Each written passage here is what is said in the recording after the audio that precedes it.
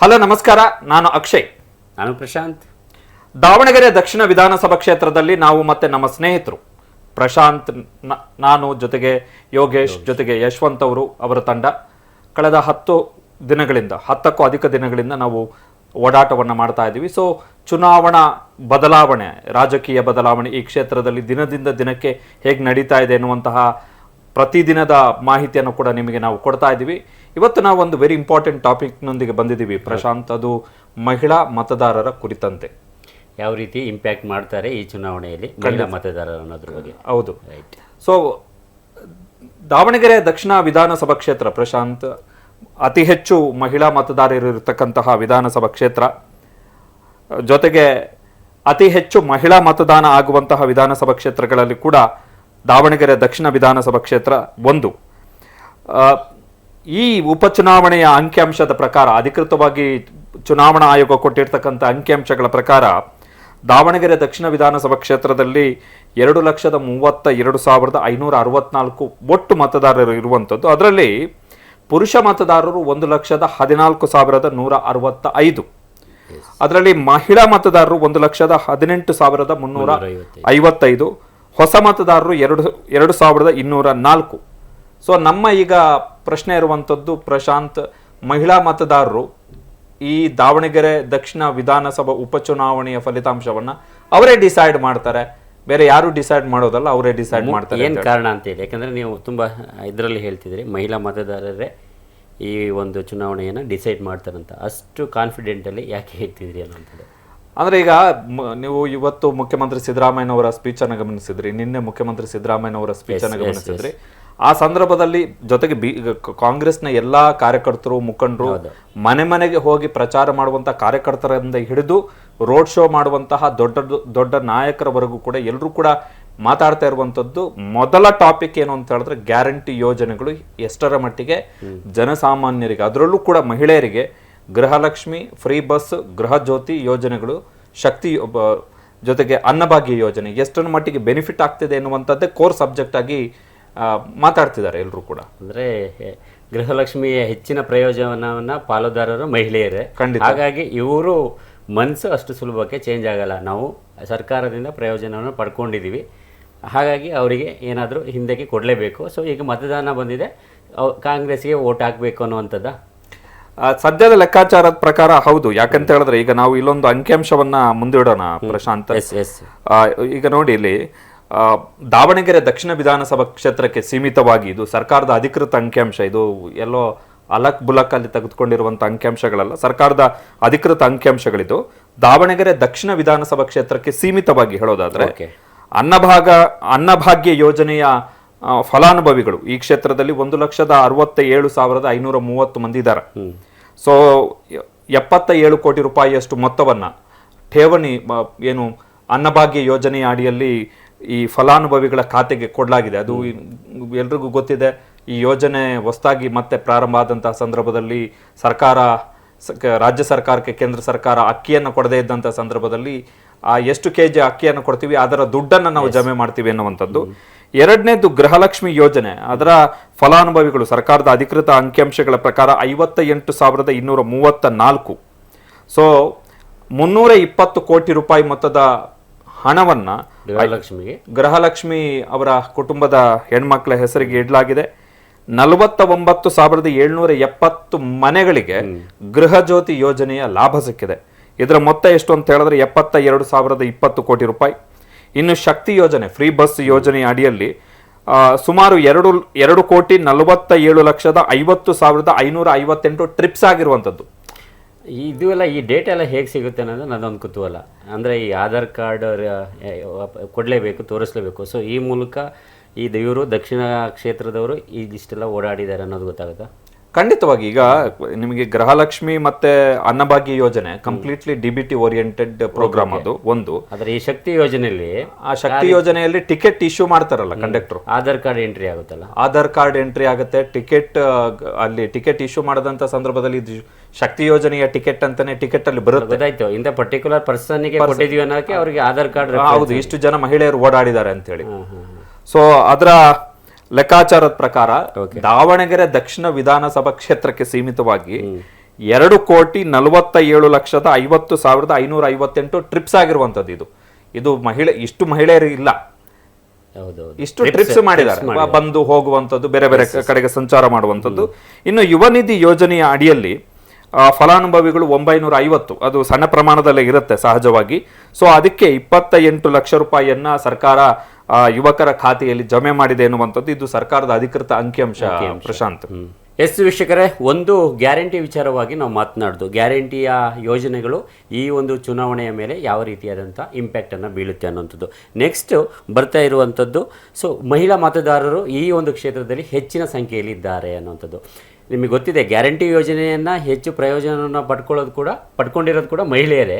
ಅದರ ಜೊತೆಗೆ ಈ ಒಂದು ಕ್ಷೇತ್ರದಲ್ಲಿ ಅತಿ ಹೆಚ್ಚು ಮತದಾರರು ಅಂದರೆ ಪುರುಷ ಮತದಾರರಿಗಿಂತ ಹೆಚ್ಚಿನ ಮತದಾರರು ಮಹಿಳಾ ಮತದಾರರಿದ್ದಾರೆ. ಇವರು ಈ ಚುನಾವಣೆ ಮೇಲೆ ಯಾವ ರೀತಿಯಾದಂಥ ಇಂಪ್ಯಾಕ್ಟನ್ನು ಬೀರುತ್ತೆ ಅನ್ನೋದನ್ನು ನೋಡೋದಾದರೆ, ನಾವು ಕಳೆದ ಬಾರಿಯ ಒಂದು ಒಟ್ಟಲ್ಲಿ ಈ ಬಾರಿಯ ಒಂದು ಮತದಾನದ ವಿವರವನ್ನು ನೋಡೋದಾದರೆ, ಅಂದರೆ ಯಾವ ರೀತಿಯಾಗಿ ಎಷ್ಟು ಜನಸಂಖ್ಯೆ ಮತದಾರರಿದ್ದಾರೆ, ಅದರಲ್ಲಿ ಪುರುಷ ಮತದಾರರು ಎಷ್ಟು, ಮಹಿಳಾ ಮತದಾರರು ಎಷ್ಟು ಅನ್ನೋದನ್ನು ನೋಡೋದಾದರೆ, ಒಂದು ಕಡೆ ಈ ಸರಿ ಇರುವಂಥದ್ದು ಒಟ್ಟು ಪುರುಷ ಮತದಾರರ ಸಂಖ್ಯೆ 1,14,165, ಹಾಗೆ ಮಹಿಳಾ ಮತದಾರರ ಸಂಖ್ಯೆ 1,18,355. ಅಂದರೆ ಪುರುಷ ಮತದಾರರಿಗಿಂತ 4,000ಕ್ಕೂ ಅಧಿಕ ಸಂಖ್ಯೆಯಲ್ಲಿ ಮಹಿಳೆಯರು ಇದ್ದಾರೆ ಅನ್ನುವಂಥದ್ದನ್ನ ನಮಗೆ ಇಲ್ಲಿ ಆನ್ ರೆಕಾರ್ಡ್ ಸಿಗುವಂಥದ್ದು.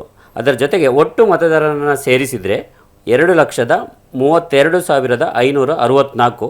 ಅದರಲ್ಲಿ ಹೊಸ ಮತದಾರರಾಗಿ 2,204 ಮಂದಿ ಇದ್ದಾರೆ. ಅಂದರೆ ಈ ಒಂದು ಪ್ರಮಾಣ ಏನಿತ್ತು, ಈ ಪ್ರಮಾಣವನ್ನು ಇಟ್ಕೊಂಡು ನೋಡೋದಾದರೂ ಕೂಡ, ಅಂದರೆ ಇದೇ ಮಹಿಳಾ ಮತದಾರರು ಈ ಹಿಂದೆ ನಡೆದಂಥ ಚುನಾವಣೆಯಲ್ಲಿ, ಅಂದರೆ 2023ರಲ್ಲಿ ವಿಧಾನಸಭೆಯ ಚುನಾವಣೆ ಏನು ನಡೀತು, ಆ ಒಂದು ಸಂದರ್ಭದಲ್ಲಿ ಯಾವ ರೀತಿಯಾಗಿ ಆವಾಗ ಒಂದು ನಾವು ನೆನ್ಪಿಟ್ಕೋಬೇಕು ಅಕ್ಷಯ್, ಅವಾಗ ಇನ್ನೂ ಕೂಡ ಗ್ಯಾರಂಟಿ ಇಂಪ್ಲಿಮೆಂಟ್ ಆಗಿರಲಿಲ್ಲ.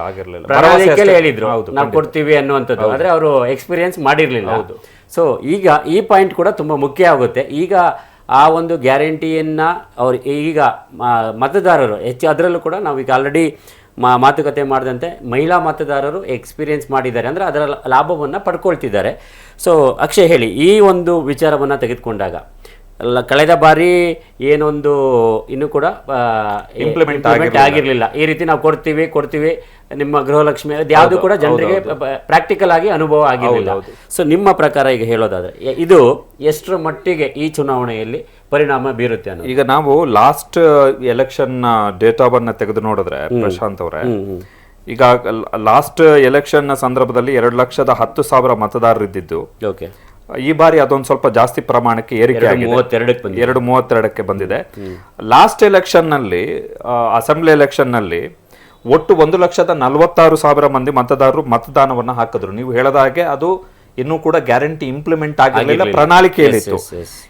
ಆ 1,46,000 ಮತದಾರರ ಪೈಕಿ ಮಹಿಳಾ ಮತದಾರರು 73,555 ಮಹಿಳಾ ಮತದಾರರು, 71,797 ಮಂದಿ ಪುರುಷ ಮತದಾರರು ಮತದಾನವನ್ನ ಮಾಡಿದ್ರು. 2023 ಅಂದ್ರೆ ಲಾಸ್ಟ್ ಎಲೆಕ್ಷನ್ ಚುನಾವಣೆಯಲ್ಲಿ ಶಾಮನೂರು ಶಿವಶಂಕರಪ್ಪ ಅವರು 27,888 ಮತಗಳ ಅಂತರದಿಂದ ದೊಡ್ಡ ಪ್ರಮಾಣದಲ್ಲಿ ಗೆಲುವನ್ನ ಸಾಧಿಸ್ತಾರೆ. ಸೊ ಅದಾದ ಬಳಿಕ ನಡೆದಂತಹ ಲೋಕಸಭಾ ಚುನಾವಣೆಯಲ್ಲಿ ಗ್ಯಾರಂಟಿ ಯೋಜನೆಗಳ ಇಂಪ್ಯಾಕ್ಟ್ ಗೊತ್ತಾಗುತ್ತೆ ಪ್ರಶಾಂತ್. ಓಕೆ, ಅಂದ್ರೆ ಈಗ ಅದರ ಲಾಭವನ್ನ ಪಡೆದಂತ ಅದರ ಇಂಪ್ಯಾಕ್ಟ್ ಚುನಾವಣೆ ಮೇಲೆ ಆಗುತ್ತೆ ಅನ್ನುವಂಥದ್ದು. ಹೌದು. ಸೊ ಅದರ ಅಂಕಿಅಂಶವನ್ನ ಕೂಡ ನಾವು ತೆಗೆದು ನೋಡಿದ್ರೆ ಪ್ರಶಾಂತ್ ಅವರೇ, 2024 ಲೋಕಸಭಾ ಚುನಾವಣೆ ಅಂದ್ರೆ ಲಾಸ್ಟ್ ಲೋಕಸಭಾ ಎಲೆಕ್ಷನ್ ಏನಿತ್ತು, ಅದರಲ್ಲಿ ಈ ಕ್ಷೇತ್ರದಲ್ಲಿ 2,21,000 ಮತದಾರರಿದ್ರು. ಅದರಲ್ಲಿ 1,00,000 ದಾವಣಗೆರೆ ದಕ್ಷಿಣಕ್ಕೆ ಲೋಕಸಭೆ ವಿಚಾರ ಮಾತಾಡ್ತೀವಿ, ಬಟ್ ದಾವಣಗೆರೆ ದಕ್ಷಿಣ ಕ್ಷೇತ್ರದ ಮತದಾರರನ್ನ ಕುರಿತಾಗಿ ಹೇಳ್ತಾ ಇರುವಂತದ್ದು. ಅಂದ್ರೆ ದಾವಣಗೆರೆ ಲೋಕಸಭಾ ಕ್ಷೇತ್ರದಲ್ಲಿ ಬರುವಂತಹ ದಾವಣಗೆರೆ ದಕ್ಷಿಣ ವಿಧಾನಸಭಾ ಕ್ಷೇತ್ರದ ಮತದಾರರು 2,21,000 ಆದ್ರು. ಅದರಲ್ಲಿ 1,54,666 ಮತದಾರರು ಮತದಾನವನ್ನ ಮಾಡಿದ್ರು. ಈ ಪೈಕಿ ಪ್ರಭಾ ಮಲ್ಲಿಕಾರ್ಜುನ್ ಅವರಿಗೆ, ಕಾಂಗ್ರೆಸ್ನ ಸಂಸದೆ, ಅವರಿಗೆ 84,621 ಮತಗಳು ಬಂತು.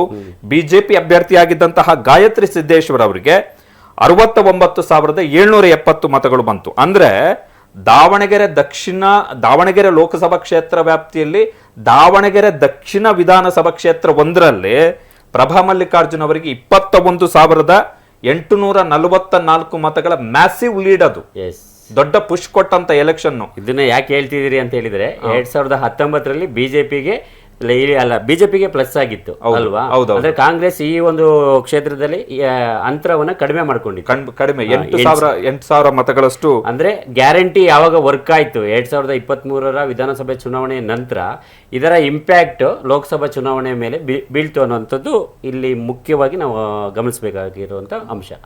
ಖಂಡಿತವಾಗಿ. ಕಾರಣ ಏನು ಅಂತ ಹೇಳಿದ್ರೆ ಲೋಕಸಭೆ ಎಲೆಕ್ಷನ್ ಸಾಮಾನ್ಯವಾಗಿ ನ್ಯಾಷನಲ್ ಪರ್ಸ್ಪೆಕ್ಟಿವ್ ನ ಅಡಿಯಲ್ಲಿ ಎಲೆಕ್ಷನ್ ನಡೆಯೋದ್ರಿಂದಾಗಿ, ಜೊತೆಗೆ ಸಹಜವಾಗಿ ಈ ಎಲೆಕ್ಟರಲ್ ಡೇಟಾಗಳನ್ನು ನಾವು ಈ ಹಿಂದಿನ ಎಲೆಕ್ಷನ್ನ ಡೇಟಾಗಳನ್ನು ತೆಗೆದು ನೋಡಿದಂಥ ಸಂದರ್ಭದಲ್ಲಿ ಮೋದಿ ಮತ್ತೊಮ್ಮೆ ಬರಬೇಕು, ಮೋದಿ ಬಂದರೆ ದೇಶ ಸುಭದ್ರವಾಗಿರುತ್ತೆ ಎನ್ನುವಂಥ ಲೆಕ್ಕಾಚಾರಗಳ ಅಡಿಯಲ್ಲಿ 2019ರಲ್ಲಿ ನೀವು ಹೇಳದ ಪ್ರಕಾರವೇ 8,500 ವೋಟುಗಳು ಮೈನಸ್ ಆಗಿತ್ತು ಕಾಂಗ್ರೆಸ್ಗೆ. ಬಟ್ ಲಾಸ್ಟ್ ಎಲೆಕ್ಷನ್ ನಲ್ಲಿ ಅದು 21,884 ಲೀಡ್ ತೆಗೆದುಕೊಳ್ಳೋದು.